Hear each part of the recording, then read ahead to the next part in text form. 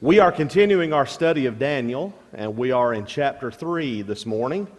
Chapter 3 of the book of Daniel is perhaps one of the best known chapters of the book to most Bible students, especially those who've been reared in the church.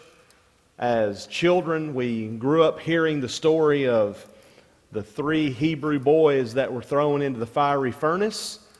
And it has motivated and inspired many young people, and it should motivate and inspire those of us who are older to be more faithful. But when you look at the details of the story that's presented by Daniel in chapter 3, it's amazing to me how these young boys were able to show such courage in the face of such overwhelming odds.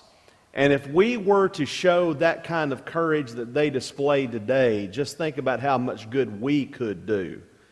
We'll be talking about that as we go through the chapter. But before we get into chapter 3, we need to realize that between chapters 2 and 3 of Daniel, considerable time has passed. You recall in Daniel 2 how that Daniel had the dream that he could not fathom. He couldn't understand it. He had called all of his wise men together and they couldn't give him any kind of hint.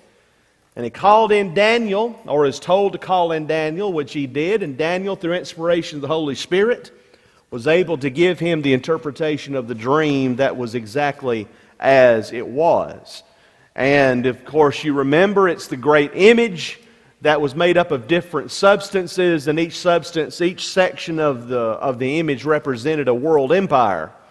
And the climax of it, of course, in Daniel 2:44, was in the days of these kings, that is the Roman Empire, so the God of heaven set up a kingdom which shall never be destroyed, and it shall break in pieces. That stone which he saw that smashed the image, it said it would break in pieces and consume all these other kingdoms, and it shall stand forever. Daniel 2:44 is a prophecy concerning the church, which God would establish through the preached word in Acts chapter 2. The earthly manifestation of the kingdom on earth is the church. There is, of course, the kingdom of heaven, which is spoken of many times in the New Testament. But there is the kingdom, the earthly manifestation of the kingdom, which is on earth, which began in Jerusalem on the day of Pentecost, as had been prophesied by the prophets, and has been foretold, of course, in Daniel 2:44, and we're going to see another prophecy later in Daniel speaking of the kingdom or the church. So Daniel 2 is concerning that, but it is also given to Nebuchadnezzar to begin a process. Nebuchadnezzar was a religious man, as we pointed out last week. Nebuchadnezzar was a worshiper of pagan gods. His very name indicated a devotion to pagan gods. Nebuchadnezzar was a brutal dictator, no doubt, the most powerful ruler in the world at this point. But he was a man that something was in him that Daniel saw at a very early stage and that God saw all along. So this began a process that we're going to see develop to try to bring Nebuchadnezzar around to the truth that there is only one God. So that sets us up for Daniel chapter 3. Now, how much time had elapsed between Daniel chapters 2 and 3? Commentators differ, authorities differ. I prefer to go along with Brother Turner, as I normally do, Brother Rex Turner's commentary, in which he speculates that there's probably about a year that transpired between chapters 2 and 3. That sounds about right. A considerable amount of time, in other words. So verse 1 begins, Nebuchadnezzar the king made an image of gold. Now, why did he do that? Why did he make an image of gold?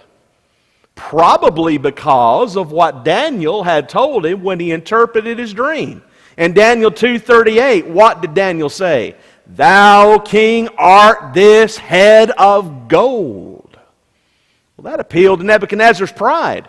Nebuchadnezzar already had a lofty view of himself, and so now he decides, after this period of time has passed, I'm going to build me an image, like I saw in my dream, but it's going to be, to me, ostensibly to a god, but really is going to venerate me in so doing. So, Nebuchadnezzar the king made an image of gold whose height was, King James says, 80 cubits. That is about 90 feet tall. And the breadth thereof 6 cubits, 9 feet wide. You think about a statue of that size. 90 feet tall and 9 feet wide. I don't know if you've ever been to see the Vulcan in Birmingham. Have you seen the Vulcan statue? Way back in 2014, when we moved back to Birmingham, the Vulcan statue had been taken down because it was in repair. So when you go up to the mountain there where Vulcan statue is located, it was not on its pedestal. It was laying there in Vulcan Park, actually in the parking lot, and the head was right here, and the legs were right here, and it was just something to see, all the sections taken down. But that statue is the second largest iron statue in the United States. The first largest is the Statue of Liberty in New York. Interesting. But those statues are huge. But think about this one. 90 feet tall, 9 feet wide. And he set it up in the plain of Dura in the province of Babylon. Now, where was Dura? Again, commentators differ on the specific location. Probably a few miles to the south of Babylon. And again, it says that the image was of gold. Was it of solid gold? Likely not. Was it of wood frame overlaid with gold? Probably so. That seems to be the habit when you read through the Old Testament concerning different structures. You'll say it's wood overlaid with gold. Probably the case with this. But if it's solid gold or if it's overlaid with gold, still it was an impressive statue nonetheless. Verse 2 says, "Then Nebuchadnezzar the king sent to gather together the princes," the American Standard says satraps, "the governors or deputies, and the captains or governors, the judges, the treasurers, the counselors, the sheriffs, and all the rulers of the provinces, to come to the dedication of the image which Nebuchadnezzar the king had set up." So he's inviting all government officials in these different capacities to come and to give honor to him, as well as giving honor to Marduk, the Babylonian god. Now, the question will likely be raised once we get through this chapter, where's Daniel? Where is he? He's never mentioned in this chapter. Well, there's been some speculation as to what was taking place. Possibly Daniel was out of the province on official business somewhere else. Perhaps he was not among those who had specifically been asked to come to pay homage to this statue. Perhaps he doesn't fit any of these categories. For whatever reason, Daniel is not present. But that doesn't mean that he goes along with this. He certainly does not. Then, verse 3, "The princes, the governors and captains, the judges, the treasurers, the counselors, the sheriffs, and all the rulers of the provinces were gathered together unto the dedication of the image that Nebuchadnezzar the king had set up. And they stood before the image that Nebuchadnezzar had set up." Now you get in your mind the spectacle here. All of these government officials throughout the provinces gather in one place at the base of this gigantic statue which Nebuchadnezzar had built. It's all to pay homage to that image. Then a herald cried aloud, "To you it is commanded," this is probably court language that's being used specifically, "O people, nations, and languages, that at what time you hear the sound of the cornet, flute, harp, sackbut, psaltery, dulcimer, and all kinds of music, you fall down and worship the golden image that Nebuchadnezzar the king hath set up, and whoso falleth not down and worshipeth shall the same hour be cast into the midst of a burning fiery furnace." Now this is not a setup. Nebuchadnezzar is not doing this as a trap to anybody. He sincerely wanted all these people to honor him. That was his thought process. He didn't have anything in mind about, well, I'm going to set these Hebrew eunuchs up to fall. He didn't have that in mind at all. He's sincerely wanting people to bow down to that image because in his mind, in Nebuchadnezzar's mind, he's thinking that all the gods and goddesses are alike. In other words, he's devoting himself to the worship of Babylonian gods. He has nothing in his mind about the one true God, Jehovah. So, verse 6 mentions a burning fiery furnace. Now, would this furnace be set up for this particular purpose? Probably not, because of what he says. The same hour you'll be cast into the burning fiery furnace. Likely, this was already a furnace that was being used for other purposes.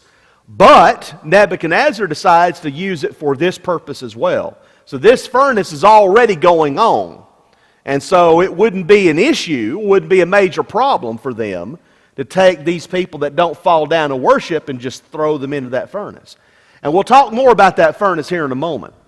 Verse 7, therefore at that time when all the people that heard the sound of the cornet, flute, harp, sackbut, psaltery, and all kinds of music, all the people, the nations, and the languages fell down and worshiped the golden image that Nebuchadnezzar the king had set up. Now, Daniel's writing this. But we can assume, I think correctly, that Daniel was not falling down and worshiping. So wherever Daniel was at this point, no one knew that he was one that was not doing this. But there was something else going on. All was well to this point in Nebuchadnezzar's mind. Everything's going to plan. But, verse 8, wherefore at that time certain Chaldeans came near and accused the Jews. Now, this wasn't mere chance. This wasn't circumstance that this took place. These men, these Chaldeans, resented the fact that these three young Hebrew men, Hananiah, Mishael, and Azariah, or as we're going to see, Shadrach, Meshach, and Abednego, they resented that these three Hebrews were over them, forgetting conveniently the fact that if it wasn't for these three Hebrews and Daniel, that they would have already been dead. Nebuchadnezzar had it in mind to kill all of these men that could not interpret the dream in Daniel 2. Well, they forget all that, and they decide to take their vengeance on these Hebrews that are over them in authority. Verse 9, then they spake and said to the king Nebuchadnezzar, O king, live forever. Thou, O king, hast made a decree that every man that shall hear the sound of the cornet, flute, harp, sackbut, psaltery, and dulcimer, and all kinds of music shall fall down and worship the golden image. And whoso falleth not down and worshipeth, that he should be cast into the midst of a burning fiery furnace. There are certain Jews whom thou hast set over the affairs of the province of Babylon, Shadrach, Meshach, and Abednego. These men, O king, have not regarded thee. They serve not thy gods, nor worship the golden image which thou hast set up. Oh, yes, these Chaldeans knew exactly what to do to set Nebuchadnezzar up to do exactly what he's going to do. Yes, sir. It's been a while, but in one of my previous studies, some of the writers then suggested that the Chaldeans were probably the ones that inspired him to build this statue in the first place, solely for the purpose of getting back to That is a possibility. Yeah. the other part of that is, how do you think Nebuchadnezzar reconciled with his own statement where he said that God was a king of kings, and he couldn't even interpret his own statue, Yeah. his own dream? For those of you who may not have heard the questions, number one, certain commentators have suggested that the image that was put up was suggested by these Chaldeans as a setup to set up the Hebrews, which it is a possibility. The second part of that question, again, repeat it again.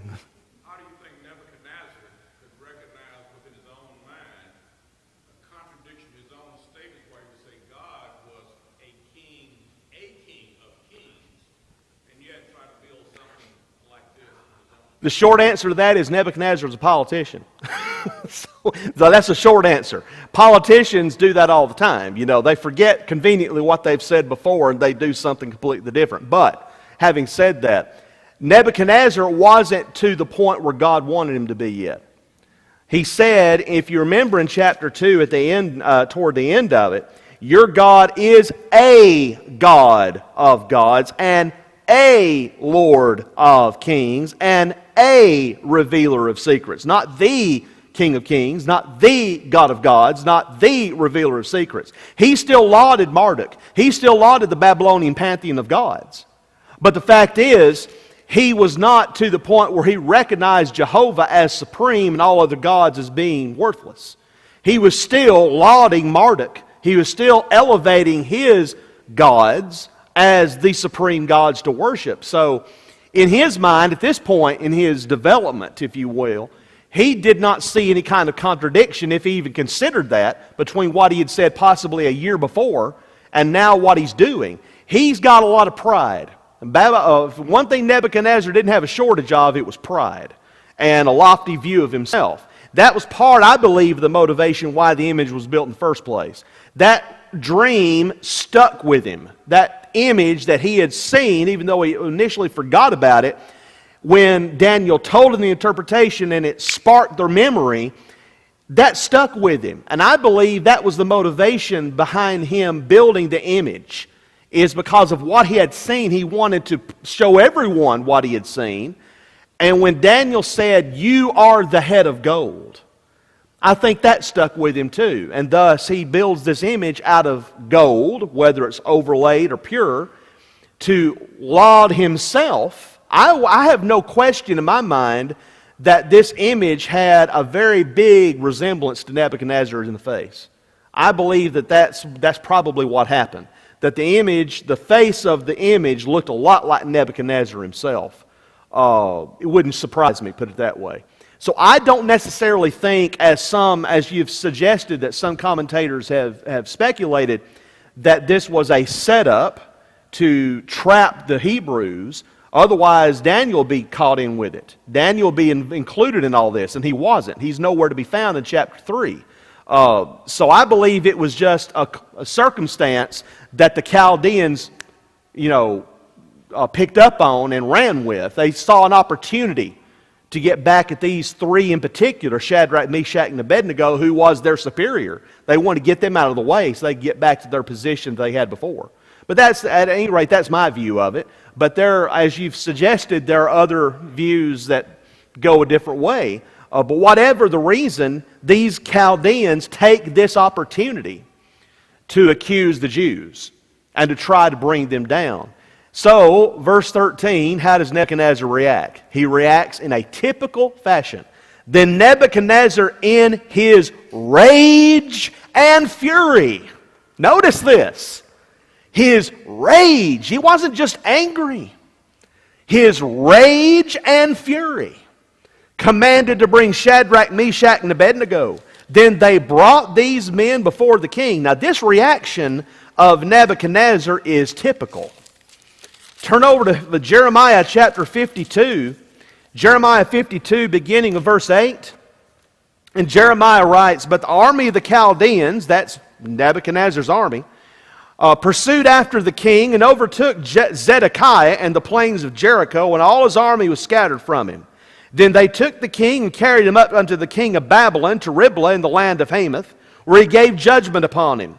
And the king of Babylon," this is Nebuchadnezzar, "slew the sons of Zedekiah before his eyes. He slew also the princes of Judah in Riblah. Then he put out the eyes of Zedekiah, and the king of Babylon bound him in chains and carried him to Babylon and put him in prison till the day of his death." Think about this. He takes the last king of Judah, Zedekiah. The last thing that Zedekiah sees before he has his eyes put out is his own sons being put to death right in front of him.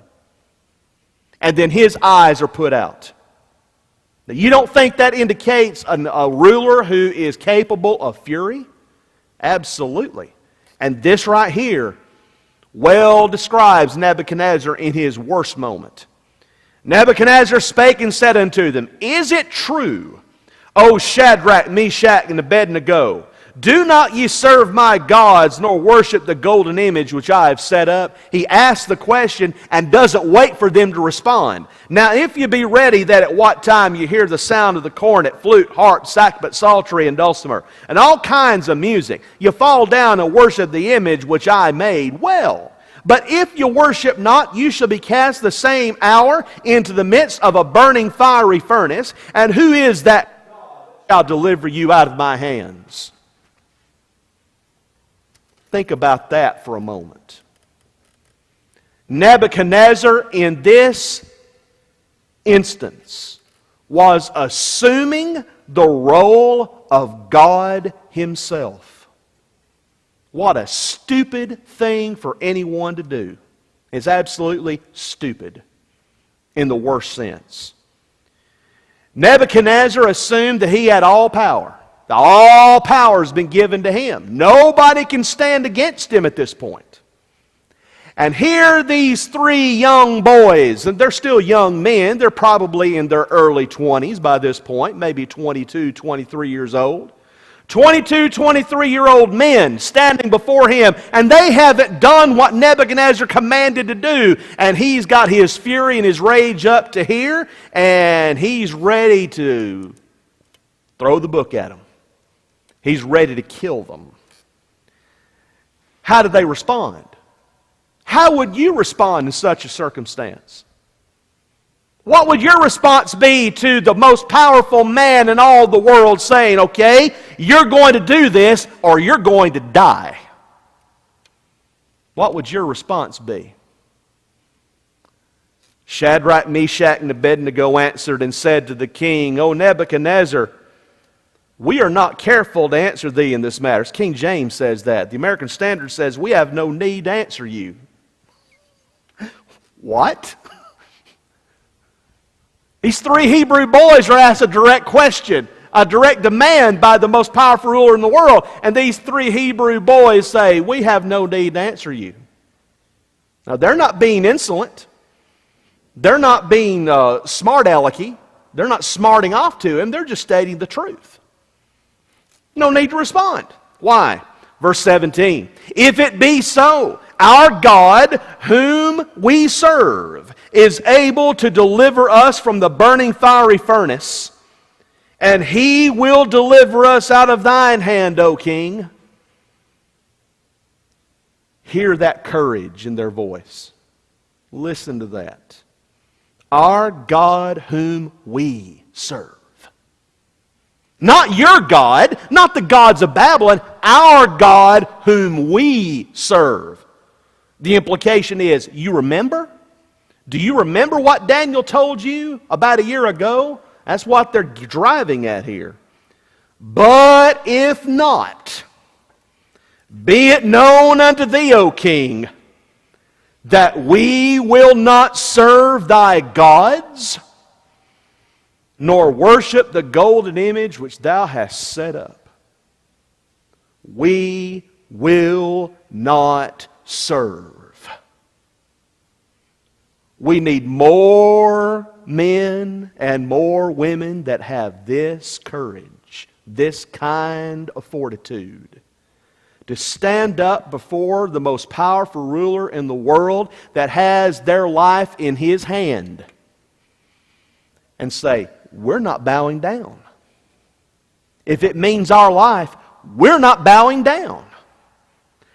You think today, in the society that we live in all the philosophies that we're seeing that's hitting our young people and hitting us from all sides, humanism, biological evolution, denominationalism, pluralism, all sorts of human philosophies that are bombarding us from all sides. And we are told, bow down, bow down, bow down. We need to stand up and say, we will not bow down.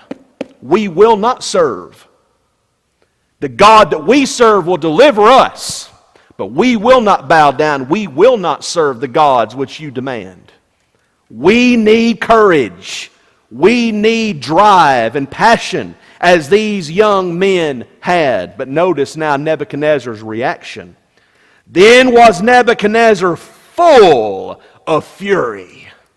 Full of fury. He was already enraged. He already had fury. Now he's full of fury.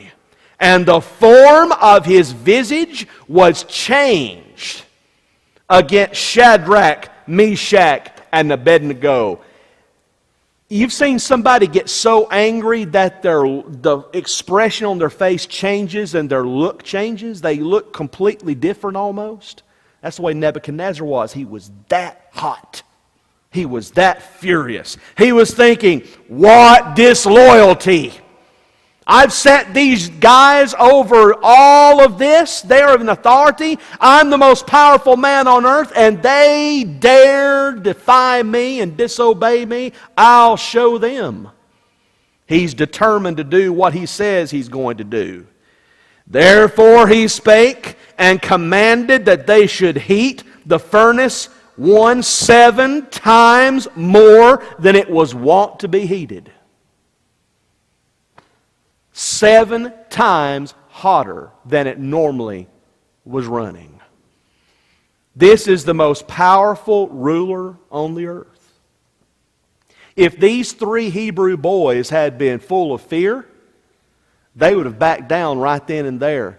They would have seen the furnace. They would have seen them stoking that fire more and more and more and more till it is white hot almost.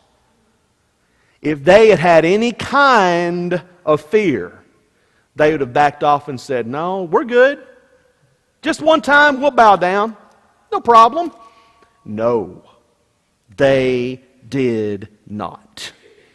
And he commanded the most mighty men that were in his army. That's to send a message, by the way. He didn't just select anybody to come and get these 3 boys. He selects the most mighty men. That's to send a powerful message to anybody else that would dare defy him. To bind Shadrach, Meshach, and Abednego and to cast them into the burning fiery furnace. Now these 3 most mighty men, they didn't have a dog in this hunt. They had already bowed down. They had already done what Nebuchadnezzar said, and now they see this burning fiery furnace and being stoked 7 times more. Whatever doubts are in their mind, they overcome those doubts to drag these boys up there to it. Verse 21, then these men were bound in their coats, their hosen, and their hats, and their other garments. Interesting thing, by the way, side note about the way the Hebrew text is here. There's a disagreement as to what kind of clothes are being described that these 3 Hebrew boys are wearing. It's nothing major, it's just an interesting thing to look at. What kind of clothes did they have on? Well, whatever they wore, they were bound fully clothed in whatever they had on, and were cast into the midst of the burning fiery furnace. Now, the furnace itself, what kind of furnace was it? Probably it was an iron furnace. You read Deuteronomy chapter 4 verse 20 and the statement is made by Moses that you have been delivered from the iron furnace. And he's talking about, of course, an image. So this image is well known to those of Moses' day. An iron furnace is used for many different purposes. And the way that he describes the furnace being stoked 7 times more would also give itself over to the idea that this is an iron furnace that could contain that kind of heat and that kind of pressure. So verse 23, and these men, Shadrach, Meshach, and Abednego, fell down. Notice that. Fell down, bound into the midst of the burning fiery furnace. If they fell down into the burning fiery furnace, they must have been moved up. Logic dictates they would have been moved up to where they would fall down. Likely that's what took place. As we're going to see described in verse 24, you have a situation where the mouth of the furnace is actually on the ground level, where they could then add fuel to the fire, and you could actually see into the furnace itself, anything that's cast in and anything that's burning up. But when you go up to the top of that furnace, that's where the heat's coming out. So you've got a hole up there at the top of this iron furnace, and there will be ramps or some sort of steps going up to the top of the furnace. That's likely the situation. These mighty men were leading or forcibly taking Shadrach, Meshach, and Abednego, Hananiah, Mishael, Azariah, up to the top of the furnace to throw them in. So, verse 24, or it says actually verse 22. Verse 22. Therefore, because the king's commandment was urgent and the furnace exceeding hot, the flame of the fire slew those men that took up Shadrach, Meshach, and Abednego. I skipped over that verse. I don't know why. But anyway, the fire was so hot that when those men led the three Hebrew boys up there, the flame would spurt out, apparently, and the heat itself burned them up. I don't know if you've watched Raiders of the Lost Ark. In one of the climactic scenes of Raiders of the Lost Ark, the Nazi gets burned. And if you've seen that scene, you know how grotesque it is. But I always think about that when I think of this, just completely consumed. These guys are killed. And then they fell down, bound, verse 23, into the midst of the furnace. Then Nebuchadnezzar the king was astonished. He was astonished. Apparently, Nebuchadnezzar had positioned himself there at the mouth of the furnace. He was sitting down to watch the spectacle of these three Hebrews being killed. So he's sitting there watching all this, and rose up in haste, and spake, and said unto his counselors, Did not we cast 3 men bound into the midst of the fire?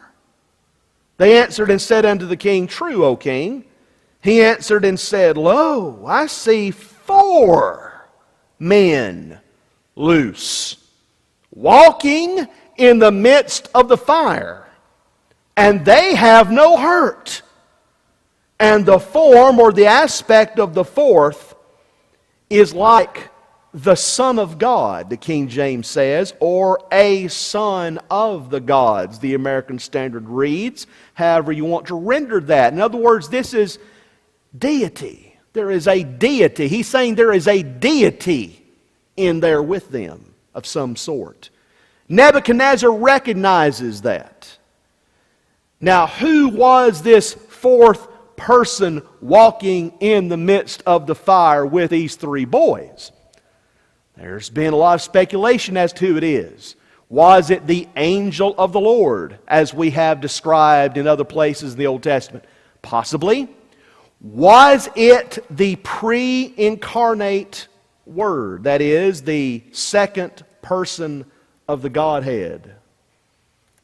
Possible. I lean toward that latter option.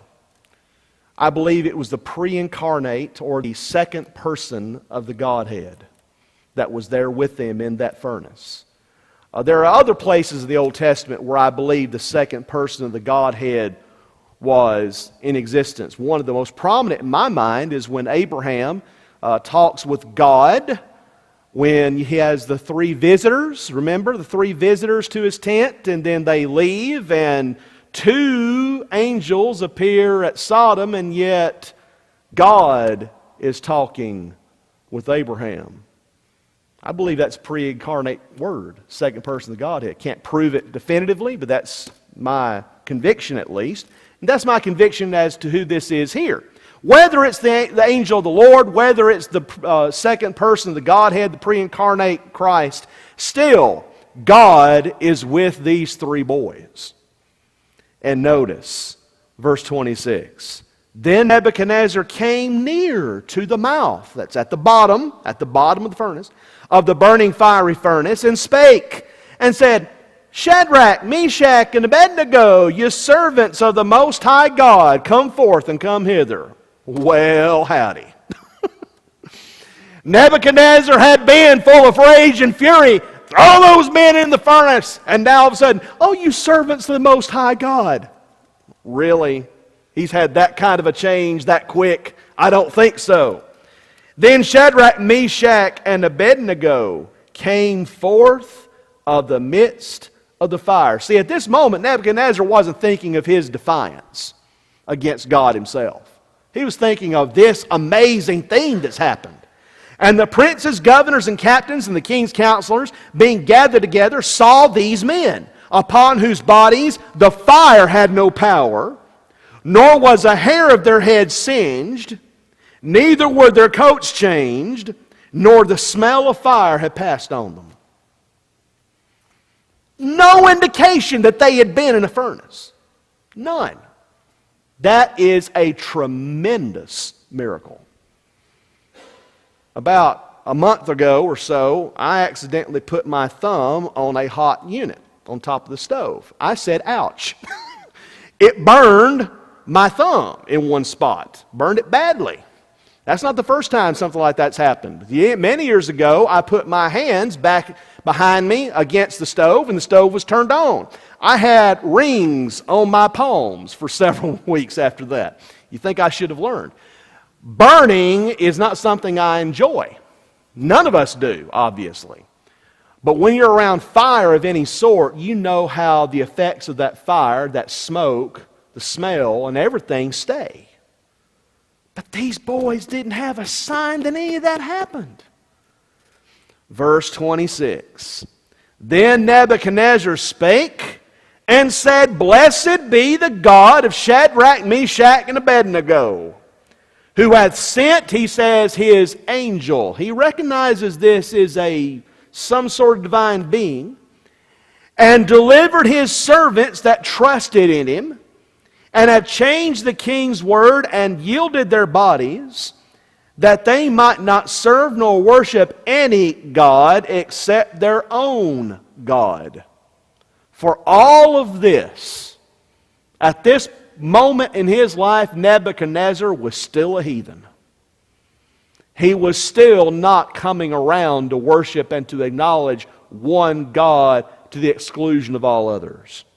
Therefore, I make a decree that every people, nation, and language which speak anything amiss against the God of Shadrach, Meshach, and Abednego shall be cut in pieces, and their houses shall be made a dunghill.